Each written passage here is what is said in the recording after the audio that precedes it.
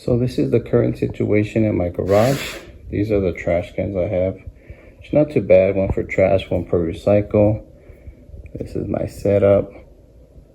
So it doesn't look too nice, so I was looking for something a little more presentable. I found this trash can with 2 compartments, stainless steel. Looks a lot better in my garage. Looks really nice. It has the foot press, so you open it.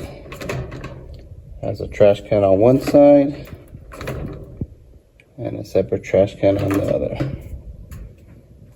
Looks way better.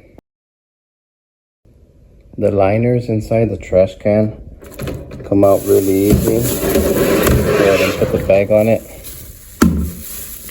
It has 2 little holes on each side, so you could just grab it and take it out, or grab it